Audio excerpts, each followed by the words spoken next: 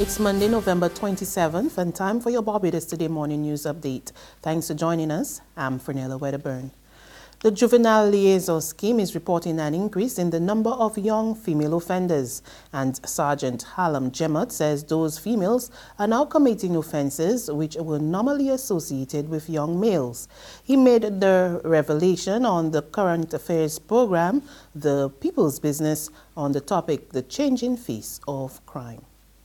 What is troubling is that normally in years gone by you would have seen maybe a 60-40 ratio of males and females. Now you're seeing an increase in the females coming to the scheme. You're seeing more, maybe a 55-45, that kind of ratio, where they are showing up in those particular cases. We are also seeing a greater level of persons using weapons when they are engaged in conflict, and that sometimes is at school or on the road when they are not in schools. And we are also seeing, as you said earlier, alluded to, the increase in violent cases where persons are really injuring each other. And generally that's what we are seeing among our young persons. Director of the Criminal Justice Research and Planning Unit, Cheryl Willoughby, was also a guest on last night's program, and she said the unit had also recorded a similar increase.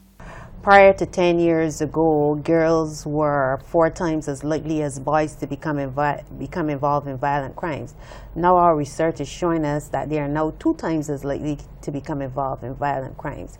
They are also being charged for wounding and other offenses that normally we would have seen young men being charged for.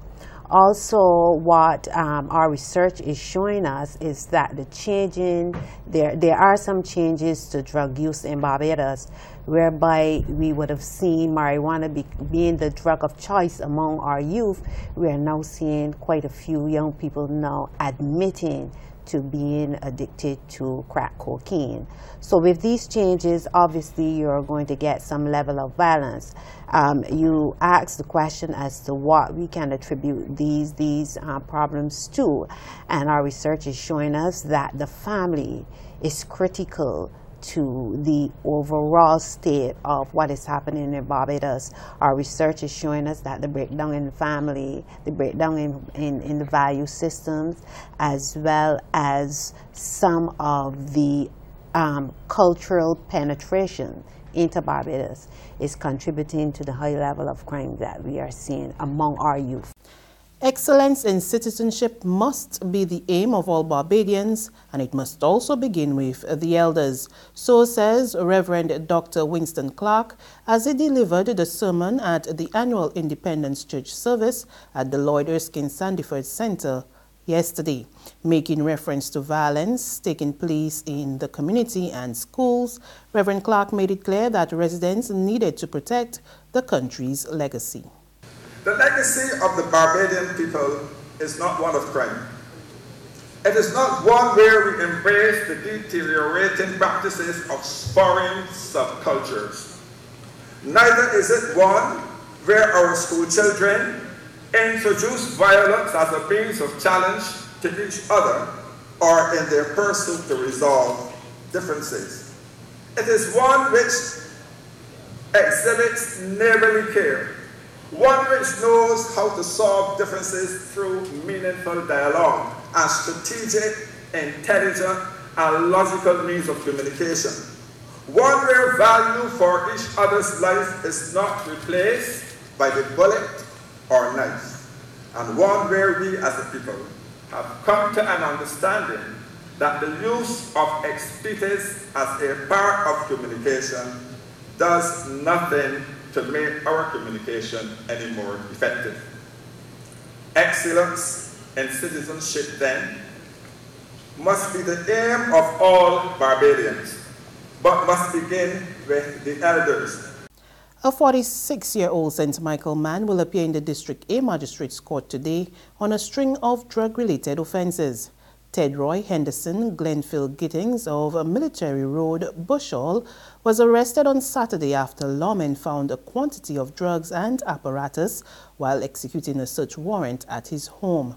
Police found more than 111 grams of cocaine with an estimated street value of $5,569, over 113 grams of cannabis worth $566, and 87 ecstasy pills valued at $1,740.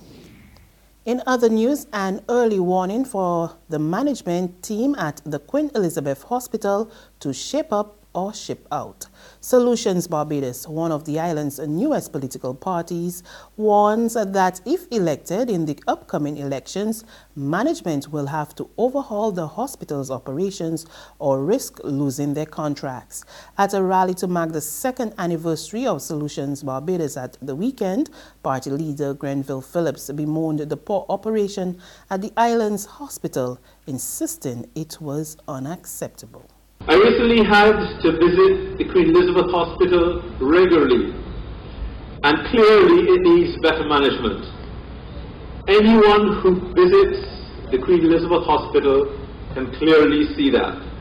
So let me put the Queen Elizabeth Hospital Board and their CEO on notice. Why then?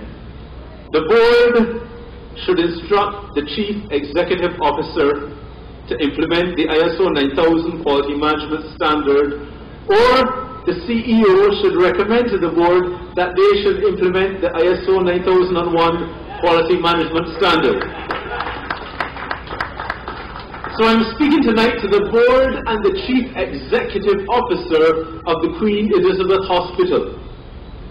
Manage the Queen Elizabeth Hospital in accordance with the ISO 9001 Quality Management System, or your contracts will not be renewed in a Solutions Barbados administration. In sporting action, young Barbados player Ace Hustler emerged champion of the 2017 RBC Golf Classic on Sunday, defeating Canada-based Stephen Lane by a stroke at the Barbados Golf Club. 16-year-old Hustler, a member of the Barbados Herman Cup team for the past 2 years, held his nerve at the final hole to edge his rival over 36 holes of competitive golf.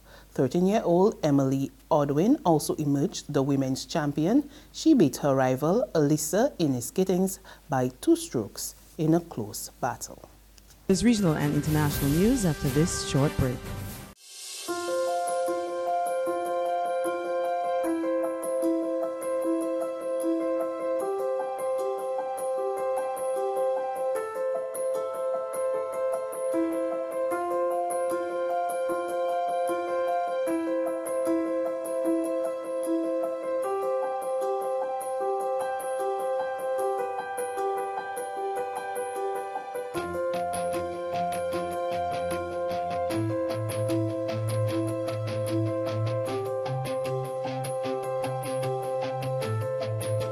Barbados Today, news you can trust.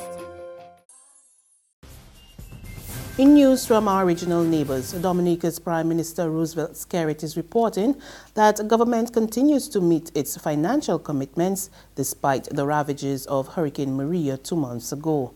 The Category 5 storm left a trail of destruction around the island, estimated at billions of dollars. But addressing a meeting with Dominican students enrolled at UWI yesterday, Skerrit said the government has also far ensured it has not fallen behind on its obligations at home and abroad. We paid all our debts at the end of September. We paid all our debts and legal obligations at the end of October. And as long as there is a God above, we shall meet our commitments at the end of the month.